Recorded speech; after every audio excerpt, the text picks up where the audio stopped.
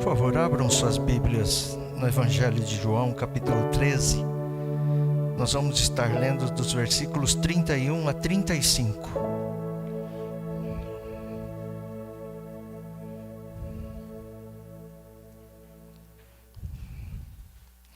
Diz assim a palavra do Senhor. Quando ele saiu, disse Jesus: agora foi glorificado o Filho do Homem, e Deus foi glorificado nele. Se Deus foi glorificado nele, também Deus o glorificará nele mesmo, e glorificá-lo-á imediatamente. Filhinhos, ainda por um pouco estou convosco. Buscar-me-eis, e o que eu disse aos judeus também agora vos digo a vós outros: para onde eu vou, vós não podeis ir. Novo mandamento vos dou, que vos ameis uns aos outros, assim como eu vos amei, que também vos ameis uns aos outros. Nisto conhecerão todos que sois meus discípulos, se tiverdes amor uns aos outros. Amém.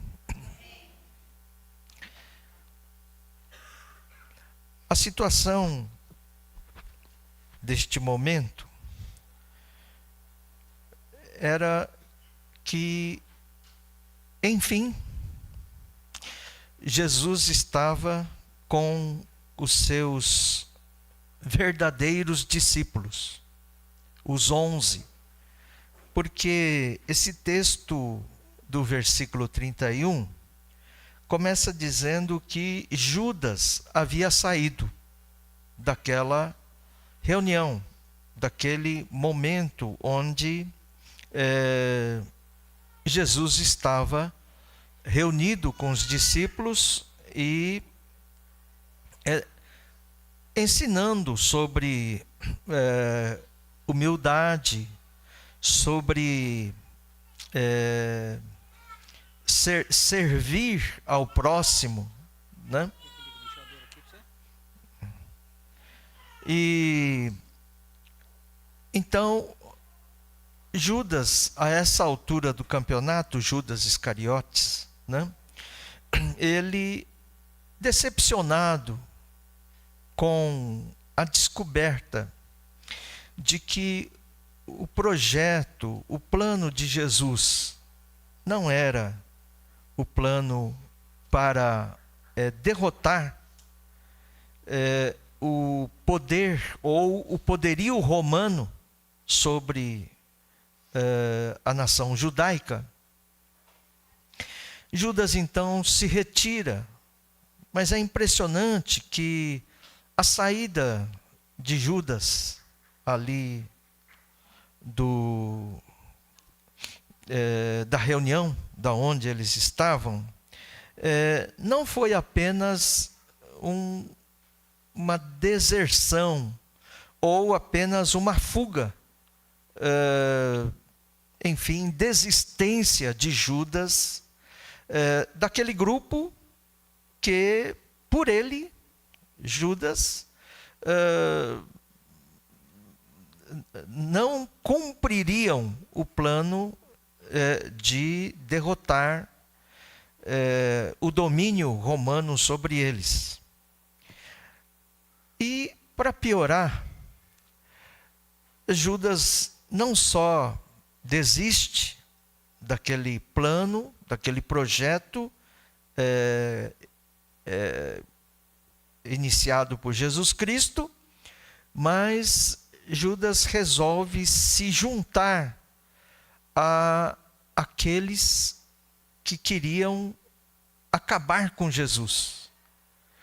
Porque no conceito desses líderes judaicos, Jesus era um tropeço. Jesus veio, na verdade, tirar o sossego daqueles líderes, sacerdotes, que viviam há séculos dominando aquele povo humilde, e não só dominando, mas acima de tudo, não permitindo que nenhuma voz se levantasse no meio daquelas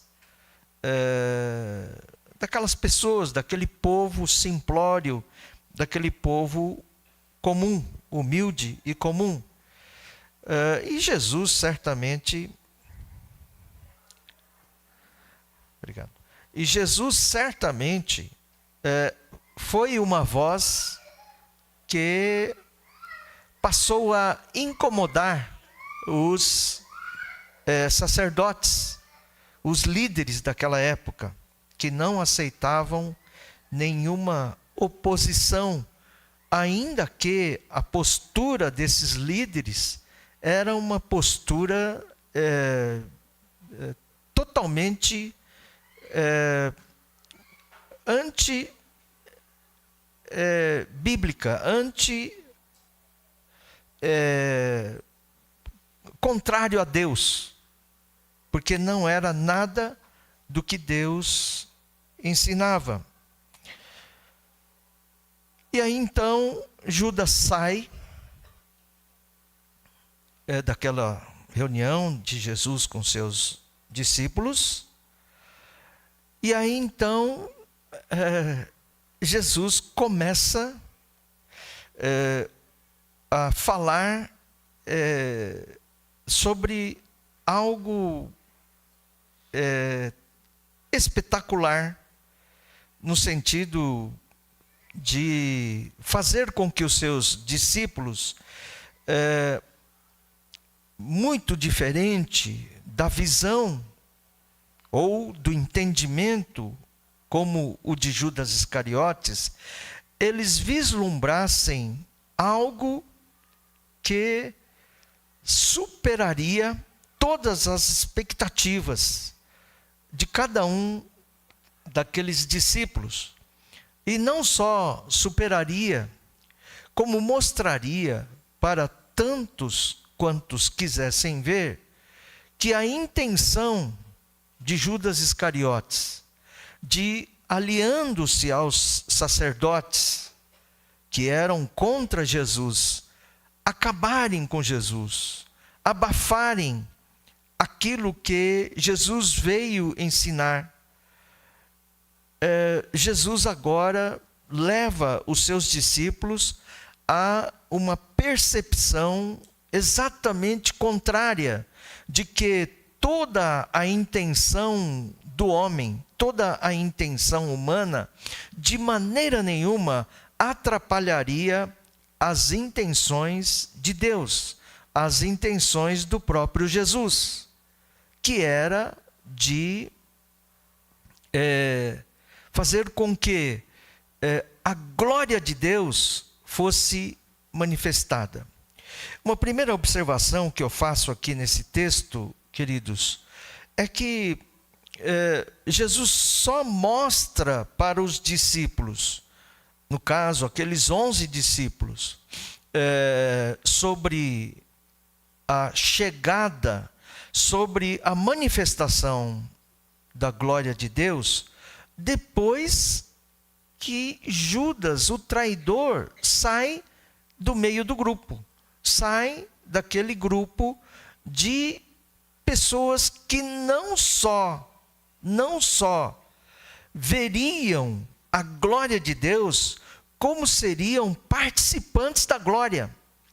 Isso significa o seguinte, queridos, que onde há pecado, onde há pessoas que traem a Cristo, talvez até com seus pensamentos, entre aspas, simplórios, mas são pensamentos que não corroboram, que não cooperam com as intenções de Deus, com as intenções de Jesus, não há como acontecer, não há como se manifestar.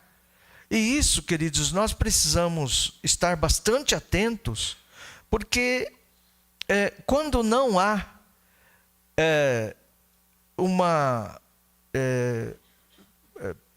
possibilidade de a glória de Deus se manifestar através de seus discípulos, ou então daqueles que querem se fazer como discípulos, essa glória não se manifesta.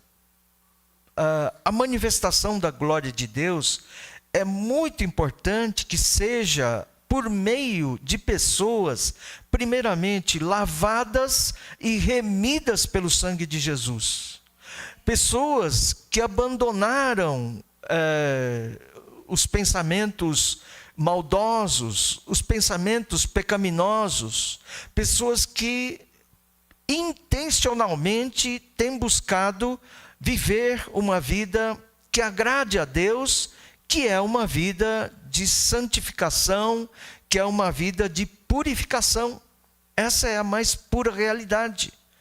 Não adianta, queridos, existir um grupo de pessoas reunidas ou reunidos, mas que seus pensamentos são pensamentos dominados pelos pensamentos pecaminosos, pelos pensamentos mundanos, pelos pensamentos que não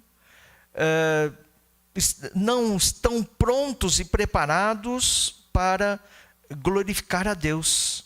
Não há manifestação, então, da glória de Deus em ambiente impróprio para Deus. É uma coisa que precisamos pensar muito. Se nós somos uma igreja, que tipo de igreja nós somos? Somos uma igreja que verdadeiramente tem a intenção e tem a expectativa de glorificar o nome de Deus ou não? Ou de glorificar a Deus ou não? Não há como. Uma coisa, queridos, que hoje o mundo está ensinando é que reuniões como essas não precisam ser em igrejas. Pode ser em lugares onde as pessoas se preocupam apenas com espetáculos, com shows, com manifestações de músicos, de palestrantes muito bem preparados para convencer as pessoas que estão ali assistindo, e o pior de tudo é que não é para levar as pessoas ao conhecimento de Deus e muito menos a necessidade do arrependimento, a necessidade de conversão, a necessidade de confissão dos seus pecados a Cristo. Não existe esse tipo de ensinamento, mas esses líderes são pessoas que certamente se preocupam com as lãs daqueles que aparentemente estão lá reunidos e são, entre aspas, ovelhas, né? Ovelhas talvez de Cristo, mas não deles, porque eles até evitam ou excluem a possibilidade, esses líderes, de serem chamados de pastor. Eles não gostam de ser chamados de pastor. Pastor é pouco. Pastor não faz outra coisa senão cuidar de ovelhas. E o negócio deles não é cuidar de ovelhas, mas de se abastarem com as lãs, não é? Lamentavelmente, tem muita gente que às vezes são verdadeiramente ovelhas de Cristo, mas seduzidos pelas luzes, seduzidos pelo sucesso, pela fama, vão atrás daqueles que correm para esses lugares, onde, na verdade, tudo aquilo que foi ensinado nas igrejas onde se converteram é jogado fora, é desprezado, na verdade, ignorado por essas pessoas, né? Claro que nós, hoje, vivemos esse tempo do descompromisso, né? Desculpa ser um pouco repetitivo, mas esse descompromisso leva casais a se separarem com muita facilidade, abandonarem o casamento com muita facilidade. Não existe um preço a pagar, não existe a ideia de cumprir com as promessas, os votos, as alianças feitas muitas vezes diante da própria igreja onde eventualmente fazem parte. Querem casar na igreja, mas não têm o mínimo, o menor senso do compromisso que deveriam honrar e cumprir até que a morte os separe. E aí então, quando, digamos ali, o ambiente está limpo, estão ali os verdadeiros discípulos de Cristo, ele mostra ou revela que ali, naquele momento, havia sido glorificado o Filho do Homem, o próprio Jesus Cristo. O que ele estava querendo dizer com isso? E ele usa mais palavras do tipo, e Deus foi glorificado nele. Eu li um exemplo assim. Imagina um pedreiro construindo lá uma casa, por exemplo, mas por ele ser um profissional muito dedicado, muito correto, muito competente, ele constrói lá, sei lá, se um prédio, uma casa, e por meio daquilo que ele construiu, não simplesmente ele, mas toda a classe de profissionais desse tipo, como ele é, pedreiro, são honrados. Toda classe de pedreiros é honrada. Então, toda categoria profissional, como a desse pedreiro, é valorizada, é levado ao extremo de um reconhecimento de que a construção sempre deve ser feita por meio de pessoas com esse grau de dedicação, com esse grau de competência.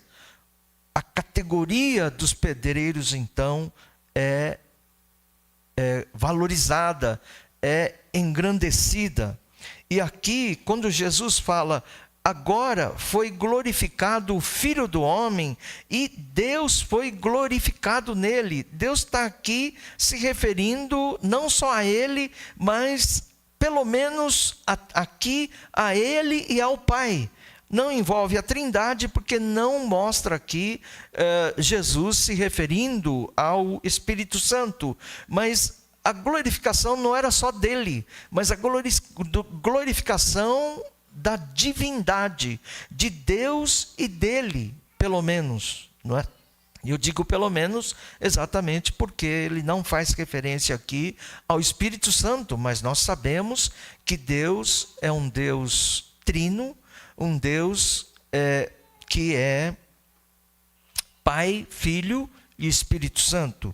De maneira que mesmo de uma maneira não declarada, sabemos que o Espírito Santo também certamente faz parte dessa ideia da glorificação. E Jesus continua, então, declarando, né? Se Deus foi glorificado nele, também Deus o glorificará nele mesmo.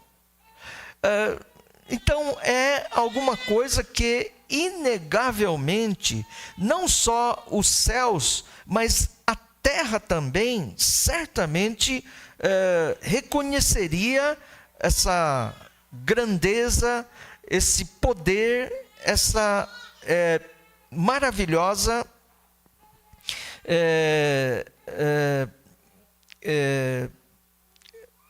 presença, realidade de quem Deus é. E para nos levar a participar dessa gloriosa situação,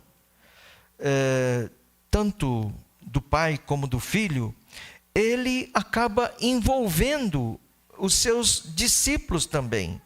Olha só que coisa interessante que ele diz, por exemplo, a partir do versículo 33, filhinhos, ainda por pouco estou convosco, buscar-me-eis, e o que eu disse aos judeus, também agora vos digo a vós outros, para onde eu vou, vós não podeis ir. Se nós fôssemos ver um pouco antes desse texto, no Evangelho de João, nós vamos ver que Jesus fala essas mesmas palavras, mas ele deixa bem claro que a impossibilidade dos discípulos participarem ou acompanharem Cristo para onde ele iria em breve, era porque os discípulos ainda não estavam prontos. Os discípulos ainda não estavam preparados. Mas Jesus deixa bem claro na sua fala que os discípulos não poderiam ir por enquanto. Ainda não. Mas certamente essa fala de Jesus deixa bastante esperançosos os discípulos, no sentido de que onde Jesus iria, os discípulos, em um tempo posterior, também iriam, os verdadeiros discípulos, exatamente para participar da glória de Deus. A realidade é isso, meus queridos, aqui na terra não há glória. Aqui na terra não há como você participar da glória de Deus. A glória de Deus não se suja, a glória de Deus não se mistura com as glórias daqui da terra.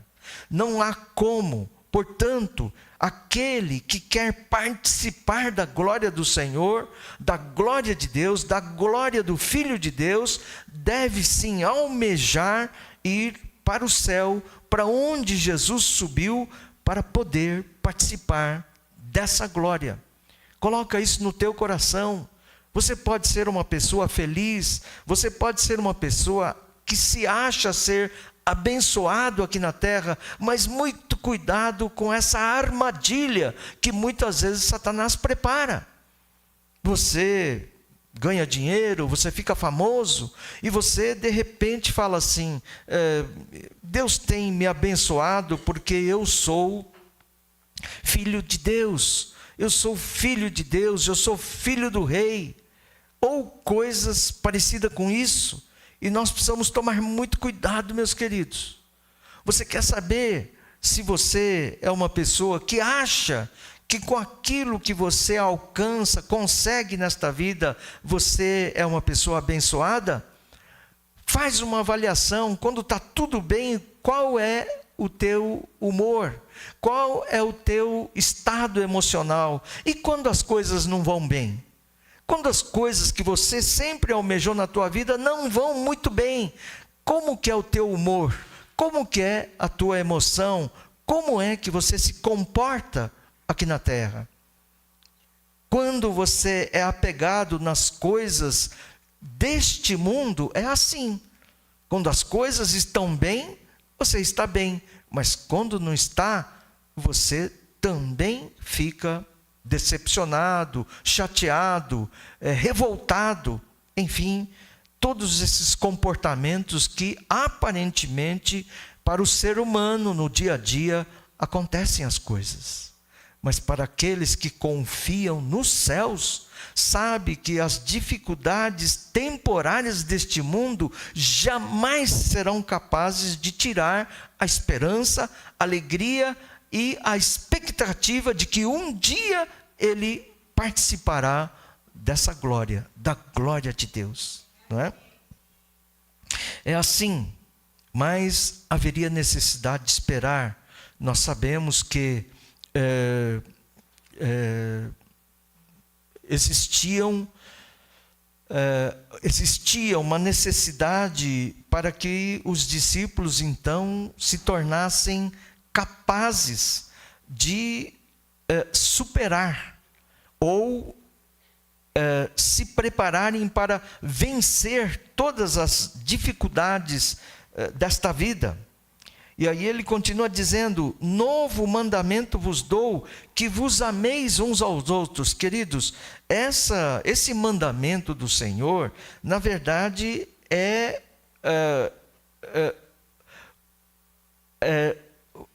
parte do único mandamento que Jesus Cristo deixou para os seus discípulos. Na lei de Moisés existiam vários mandamentos, mas esses mandamentos, meus queridos, ainda que dissesse sobre o amor, era alguma coisa do tipo: você é um ser humano, você é uma pessoa que tem sentimentos, você é pessoa que um dia acorda bem-humorado, outro dia é alguém que acorda mal-humorado, mas basta você seguir essas leis que na verdade não condiziam com a necessidade de viver segundo, não as suas emoções, mas segundo aquilo que cada discípulo de Cristo deve ter como uma missão, como um propósito, como um estilo de vida não alcançado pela sabedoria, pela capacidade do próprio homem, mas na inteira dependência de Deus. E Jesus deixa essa ordem. Mas a pergunta é essa: como nós vamos neste mundo amar? Eu posso então escolher as pessoas que eu quero amar? Eu posso amar as pessoas que de repente têm ali um grau de simpatia, de amizade, de bom relacionamento? Claro que Jesus não estava ensinando sobre isso, né?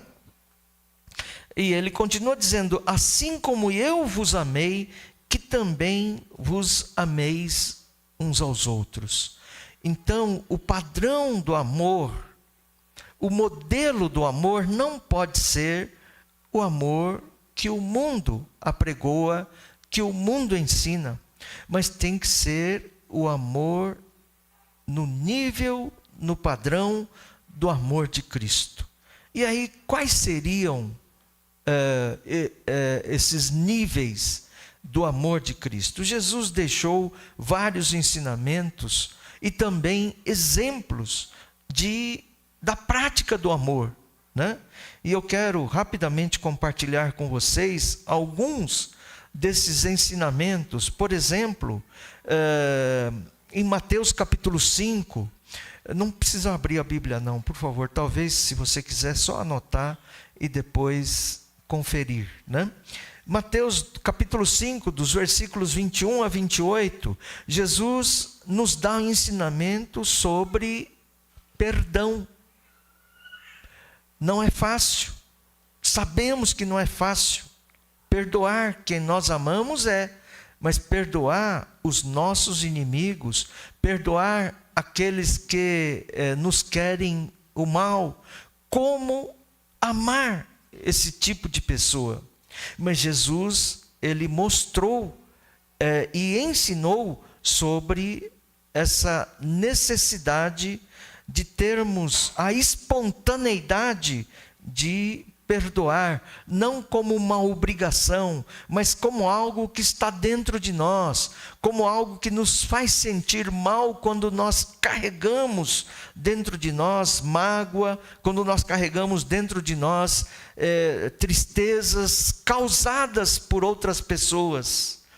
Mas não existe algo tão curador, tão libertador, tão aliviador como perdoar os nossos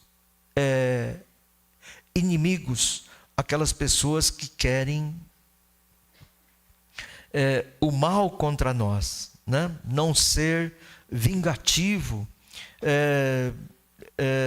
e não só amar aquele que não se simpatizam conosco, muito pelo contrário, querem o nosso mal, e orar por aqueles que nos perseguem. Eu quero repetir aqui um exemplo de quando eu trabalhava na empresa, lá no interior. Eu me converti, e minha vida, não assim com sentimento de obrigação, mas por um amor assim profundo que nasceu em meu coração por Jesus Cristo. Minha vida ali dentro da própria empresa mudou radicalmente. Não, como eu disse, não por obrigação, mas de uma maneira muito natural, se é que eu posso dizer dessa maneira. E eu tinha um colega, eu era analista sênior, não sei se essa linguagem serve para vocês, mas talvez para os mais antigos serve. E tinha lá um analista júnior, e esse analista júnior era uma pessoa muito inteligente. É impressionante que ele não era uma pessoa estudada, mas era uma pessoa muito assim que captava as coisas com muita facilidade, e ele se tornou uma pessoa até onde eu sei ou sabia, uma pessoa muito competente. Mas ele era uma pessoa que o objetivo dele passou a ser não apenas cumprir com as suas obrigações. Se ele era júnior, é porque tinha razão de ser, não é? Mas ele era uma pessoa que almejava subir. E claro, dentro de uma empresa, não dá para ser todo mundo o chefe, não é? Precisa ter os subordinados também. Mas ele queria, e no fim das contas, o alvo dele era eu. Ele queria chegar onde eu estava. E talvez para chegar onde eu estava, de repente eu precisava sair do caminho dele. E ele era uma pessoa que tentava, em tudo que fazia, mostrar que o trabalho dele era muito melhor do que o meu, era assim mesmo, e que o que eu fazia era alguma coisa que ele via como imperfeito, que precisava melhorar. Mas eu nunca pensei em competir com ele, nada, porque mesmo antes de eu converter, porque se ele merecer chegar no nível que eu estava, amém. Se a empresa permitisse, amém, não é? Mas depois que eu me converti, continuei dessa maneira e tentando servir ao Senhor da melhor maneira possível. Um belo dia, e eu creio que pode até ser com uma certa ironia, não importa, nós estávamos numa sala que talvez é metade desse templo, cada um na sua mesa. Aí entrou um rapaz de outro setor fumando. Naquela época podia fumar nos ambientes fechados, né? E aí esse colega júnior vira e fala assim: opa, pode sair daqui com esse cigarro. Você não vai entrar aqui fumando, porque o Ryuji não gosta. Foi isso que ele falou. Bom, não importa com que intenções ele falou isso, porque ele não fumava também. Mas ele usou o meu nome, amém, glória a Deus, porque ele usou o meu nome, porque o Ryuji não gosta. Tá bom, não é verdade, mas hoje nós sabemos, né, que nós que não somos fumantes, quando chega um fumante perto, é insuportável, né, irmãos? Imagina isso num ambiente fechado. Mas eu glorifiquei muito a Deus quando ele fez isso, ainda que as intenções dele não eram boas. Mas a realidade, meus queridos, é que sem eu me esforçar, sem eu querer fazer alguma coisa que glorificasse o nome do Senhor, apenas sendo um servo fiel ao Senhor, o Senhor usou a boca de um incrédulo para fazer com que o meu nome fosse ali colocado numa posição onde as pessoas deveriam respeitar. Glória a Deus por isso. Isso não mudou nada, não aumentou meu salário, não fez nada, não é? Mas a realidade, meus queridos, é que Deus, ele faz com que o homem, ele seja honrado, não segundo os valores e princípios deste mundo, mas segundo os valores e princípios de Deus. E é isso então, queridos, que nós devemos fazer, não querer vingar, mas confiar que o Senhor é aquele que vai fazer valer a justiça dele, não é? E a dúvida então, quanto a essa questão de como amar, nós vemos um outro ensinamento que está em Marcos capítulo 9, dos versos 35 a 38, onde Jesus ensina que nós devemos ter compaixão das pessoas que vivem como ovelhas sem pastor, de pessoas perdidas no mundo. Eu tenho lá um irmão em Cristo, ou nós temos, que trabalhava comigo lá na empresa, e ele estava vivendo, ele era casado, não tinha filhos, mas ele estava vivendo um problema matrimonial, assim, crucial. A esposa não queria mais saber dele. E ele pediu, sabendo que eu era crente, que de alguma maneira eu ajudasse ele a salvar o casamento. Queridos, eu não consegui ajudá-lo a salvar, né? Logo depois que eu fui fazer uma visita, foi uma visita muito difícil, porque ele não queria que eu falasse que eu estava sabendo do problema do casamento deles. Aí eu pensei comigo, se eu vou lá visitar por causa que ele me chamou para tentar resolver problema de casamento, porque como que eu vou poder não vou poder falar sobre o casamento deles, né? Por isso ou por não, logo o casamento acabou. Mas assim que o casamento acabou, ele quis ir para a igreja onde eu congregava. E eu era novo convertido e ele está lá até hoje, servindo ao Senhor. Hoje não, mas até o começo desse ano, não sei por quanto tempo, ele foi o primeiro vice-presidente da igreja, uma pessoa bastante envolvida ali com a igreja, né?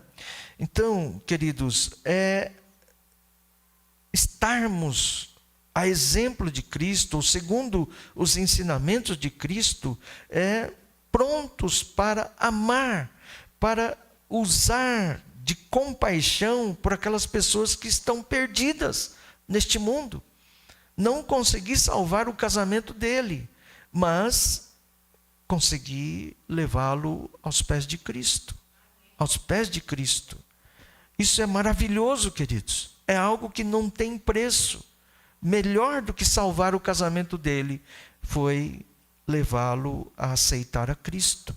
Pelo meu exemplo, pelo meu testemunho, não é? Outro texto também está em Mateus capítulo 11, versículo 28, né? Um texto razoavelmente conhecido, né, que faz parte da grande comissão, onde Jesus convida todas as pessoas que estão cansadas e sobrecarregadas para chegarem a Ele, porque Ele as aliviará dos seus sofrimentos. Então, são ensinamentos que, na verdade, nós temos a oportunidade de colocar em prática. Quantos, talvez aqui convertidos, são pessoas que experimentaram esse alívio, experimentaram essa cura que Jesus operou na sua vida, quando ele estava numa situação dramática, ou triste, ou ruim da sua vida, sentiu-se aliviado e entregou a sua vida ao senhorio de Cristo, e agora, por essa experiência, quer levar outras pessoas a também experimentarem o amor e o poder de Jesus Cristo. Nós somos pessoas que não só somos convidados para nos achegarmos a Cristo, mas também levarmos tantas pessoas quanto possível a se achegar a Cristo também, porque Ele é o nosso socorro, Ele é aquele que está sempre pronto para trazer soluções e principalmente alívio para o sofrimento, não é? Lucas 19, de 1 a 10, é um texto que, na prática, né, Jesus visita e come com cobradores de impostos, né? Inimigos públicos, né? Pessoas corruptas que desviavam o dinheiro público, o dinheiro dos impostos, né? Lucas 23, 24, Jesus também nos dá um exemplo do perdão, né?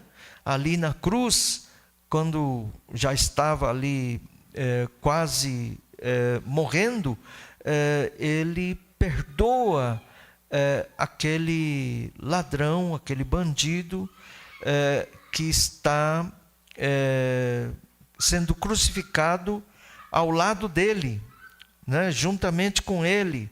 Então, ali na cruz, Jesus, ele perdoa, e não só perdoa, como também ele promete o reino de Deus para aquele criminoso arrependido, não é?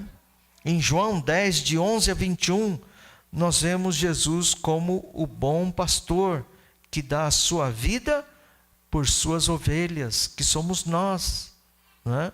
Eu quero até dizer que, se existe alguém aqui que não conhece esse pastor Jesus, ele é aquele que cuida, dedica ou entregou a sua vida ao ponto de aceitar ser morto sem ter culpa, para que por meio da sua morte as suas ovelhas tivessem a esperança da vida, e não só da vida, mas da vida eterna. Pensa nisso, não é pela nossa religiosidade, mas é pela fé que nós alcançamos, né? E o outro texto é de João 11, né? Versículos de 28 a 44, que diz, que narra a morte de Lázaro e a visita de Jesus ao túmulo de Lázaro, né? E nessa visita Jesus chora, e também ele devolve a vida para Lázaro. É isso que acontece, não é?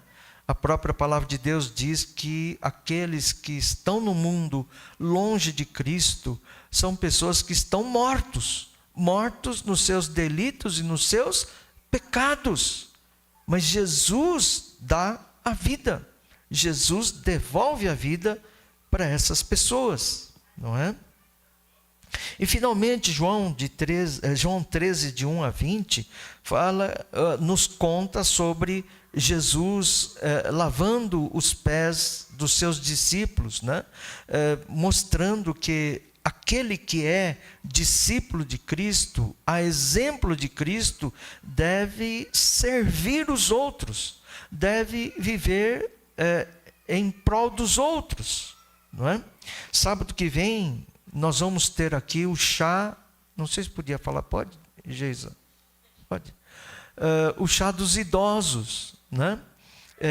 E nós, debaixo de oração, enfim, escolhemos alguns irmãos para ajudarem, servir a esses irmãos, não é? E a orientação é essa, né?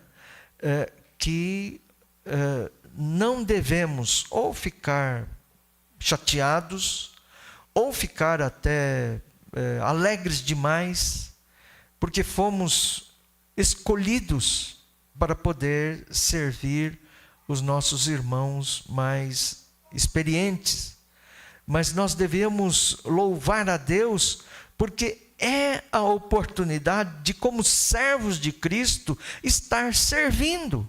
Não só os idosos, agora vai ser, mas quem sabe amanhã, pela experiência que nós passamos, nós podemos ajudar qualquer pessoa, quaisquer pessoas, não só de dentro da igreja, mas de fora da igreja, independente da idade, independente se é idoso ou não. Mas se estiver passando por necessidade, nós devemos ajudar, devemos socorrer e com alegria. Né? Vocês lembram daquela passagem onde Jesus conta, com o título de bom samaritano, não é? Um judeu, né, passa ali, vendo um cidadão que foi assaltado, espancado e quase morto, e passa de largo, né? Passa longe. Não quero saber, não me comprometa. Né? E depois passa mais judeus, mas levita, e faz a mesma coisa. E um terceiro que passa é um samaritano. E aquele samaritano, ao invés de fazer o que os judeus fizeram, vai lá, socorre, coloca aquele cidadão judeu, muito provavelmente, machucado, quase morto, no lombo do seu animal. Não sei como, talvez ele conseguiu fazer isso, talvez para isso ele tirou alguma coisa do lombo do animal, carregou nos seus ombros para dar lugar para aquele cidadão machucado, para levar até a cidade mais próxima e prestar o máximo de socorro que fosse possível, não é? E os samaritanos, nesse exemplo que Jesus dá, eram odiados, eram menosprezados pelos judeus, não é? E nós não devemos querer pagar as coisas com a mesma moeda. E aí então, queridos, quando Jesus fala, ameis uns aos outros assim como eu vos amei, talvez na cabeça de cada um de nós é alguma coisa do tipo, mas eu vou ter que amar aquela pessoa, eu vou ter que amar aquele sujeito, eu vou ter que amar aquele irmão, um irmão complicado, um irmão difícil, enfim, né, um irmão que não coopera com nada, enfim, né, qualquer coisa desse tipo. A verdade é que talvez na cabeça de todos nós surge essa dúvida: como eu vou poder amar? Como eu vou conseguir amar? A realidade, meus queridos, é que Jesus disse que ele iria para um lugar, já estava indo praticamente, porque logo em seguida ele seria preso, morto, né? Enfim. Ele diz para os seus discípulos que eles não poderiam ir ainda. Exatamente, meus queridos, porque não só eles precisariam ter essa experiência de colocar em prática tudo que Jesus ensinou e tudo que Jesus exemplificou, mas eles precisariam de poder para fazer isso. E o poder veio depois que Jesus sobe aos céus após a sua morte e ressurreição, no dia de Pentecostes. E Atos 1:8 registra isso, né? Recebereis poder ao descer sobre vós o Espírito Santo. Recebereis poder. Poder não é ficar musculoso, ficar forte, não é? Mas poder é o poder de amar aos outros. Amar o próximo, ainda que no seu pensamento aquela pessoa não é digna do seu amor, mas é amar, é se dedicar, é se entregar, né? E então, queridos, nós vimos no filme que passou ontem, né? Quem esteve presente pôde ver, não é? A força do amor, né? O título é A Fé para o Impossível.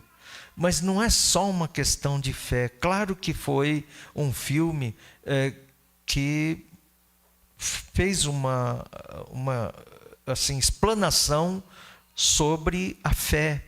Mas a realidade ali, queridos, se nós olharmos, é que a cura mesmo foi a cura da falta de perdão, a cura da falta de compreensão, a falta do verdadeiro amor dentro da própria família, dentro de um lar, não é?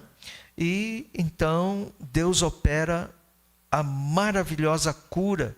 E isso, queridos, é alguma coisa que é possível acontecer na nossa vida, na nossa família.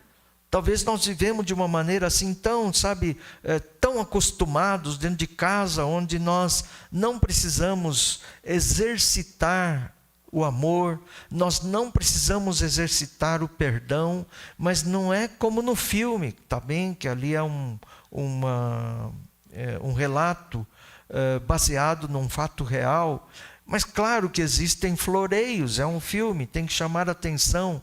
Talvez as coisas não acontecem tão assim facilmente, mas se nós buscarmos esse poder de Deus, meus queridos, não há como não dar o resultado que Deus quer que dê dentro de casa, não é?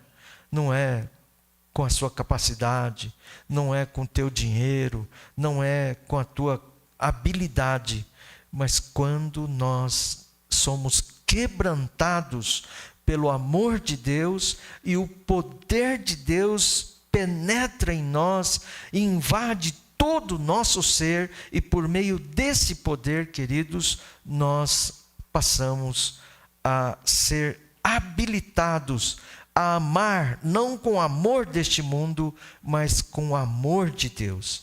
Esse amor de Deus que Jesus usa aqui, amai,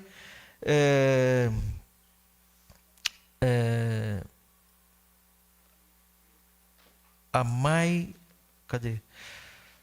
Desculpa. Ameis uns aos outros, assim como eu vos amei.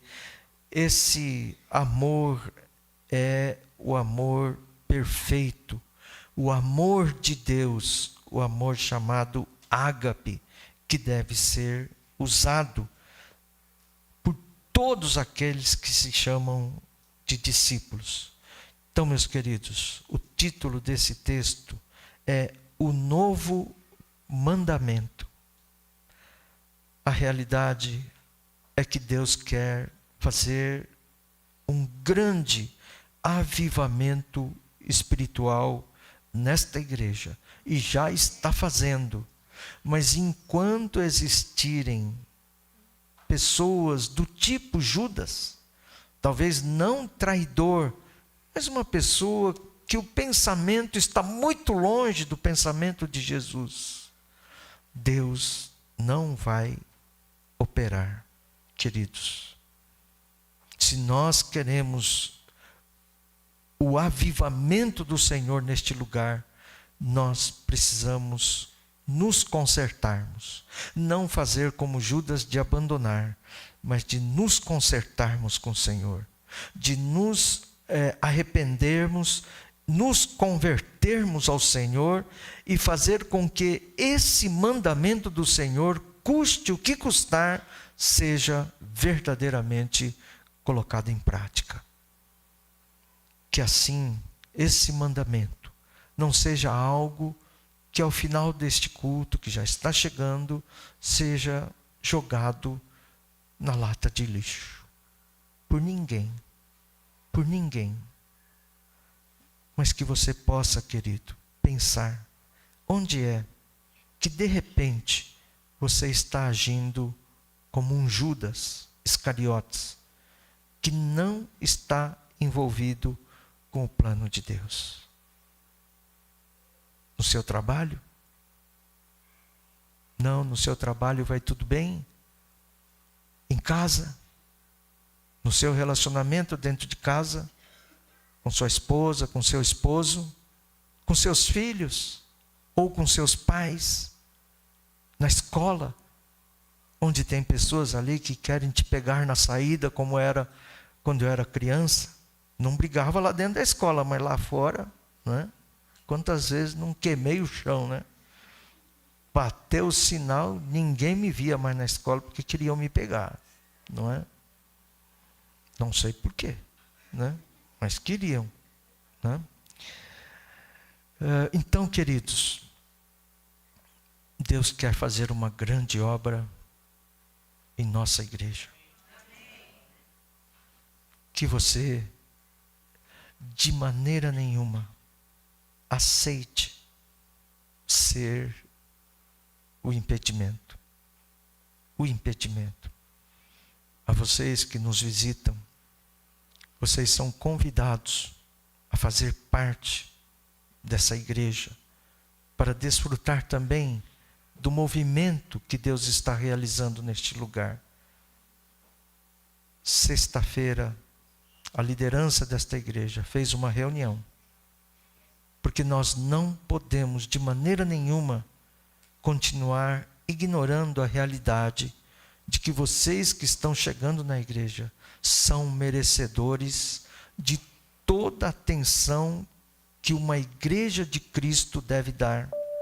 E não só aqueles que estão chegando, mas que os que fazem parte já também precisam ser conduzidos não mais como uma igrejinha, mas como uma igreja que está crescendo, até pensando, queridos, na necessidade de construirmos a nova igreja, só para vocês terem uma ideia. Precisamos de mais espaço. Batistas não só reúnem no templo, mas batistas precisam de salas para estudo bíblico. Salas. De modo que este lugar está apertado. Nós temos 2 classes de escola bíblica ali na casa do Joselito e da Iranice, né? Bom, não sei se posso falar dessa maneira, né? Porque uma das casas é do Dielson, né? Que alugou ali a casa, né? Não sei como é que fala, casa de baixo, casa... Enfim, não é? Estamos precisando usar ali, porque não temos espaço aqui. Olha só, não é? Isso é ruim, isso não é bom. Não sei se a estrutura, o modelo de escola bíblica está sendo um modelo que condiz com a realidade atual do povo, não da igreja simplesmente, mas do povo, né? Mas de qualquer maneira, pensamos e precisamos, meus queridos. Então, o convite para aqueles que estão chegando é que você se some a nós, se envolva primeiramente com Deus, primeiramente com Jesus. E o mandamento de Jesus é esse: um novo mandamento vos dou, que vos ameis uns aos outros, como eu vos amei. É para isso, meu querido, que você está sendo chamado agora, se é que verdadeiramente você é discípulo de Cristo. Vamos orar. Gostaria muito que você colocasse a sua vida diante de Deus.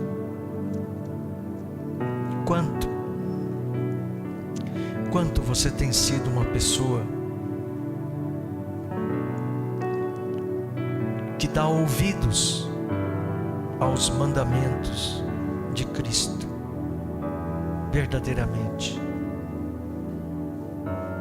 Jesus, Ele não quer pessoas descomprometidas, porque isso atrapalha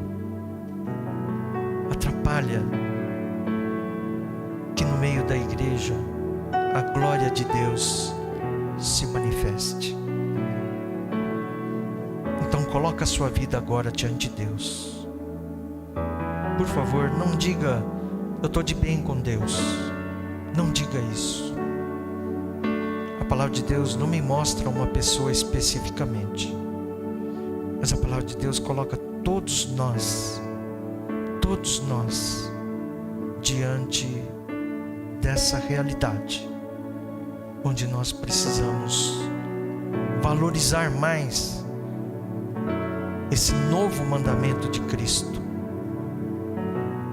Precisamos não só obedecer, mas colocar em prática, e que isso seja a tua vontade a partir de hoje.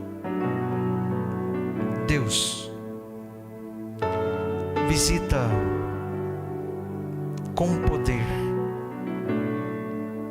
cada vida, cada coração aqui presente nesta noite.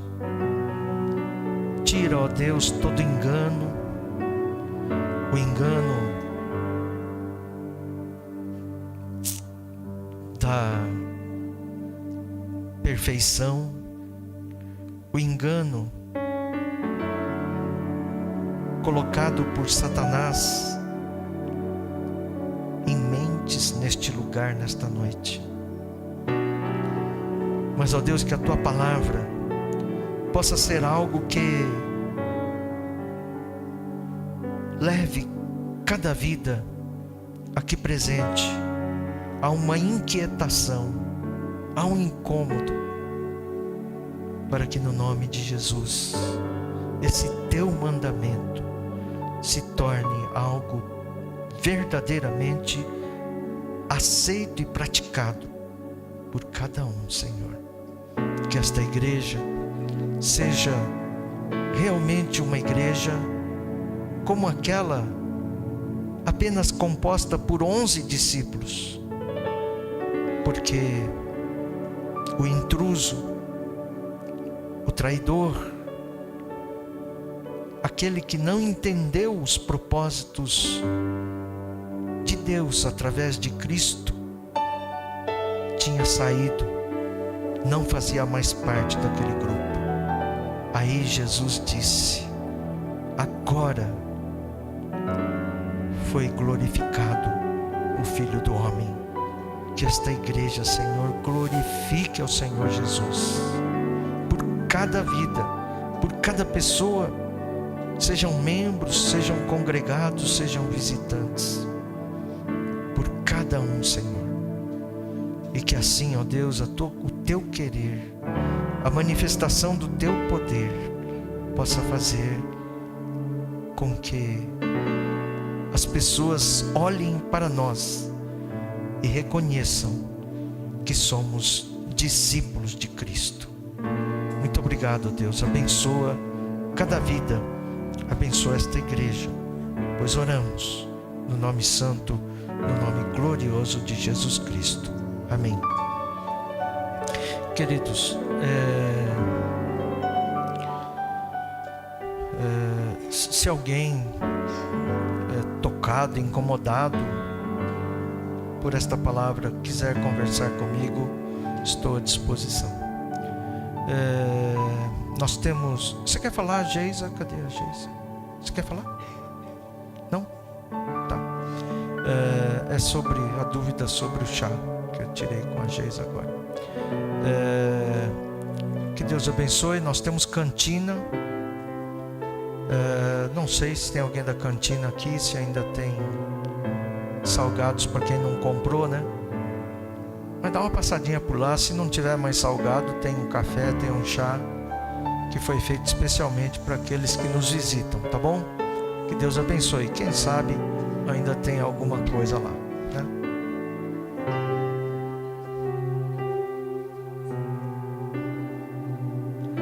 Muito bem, que Deus abençoe. Eu vou pedir que vocês façam uma oração silenciosa de 30 segundos. Ao final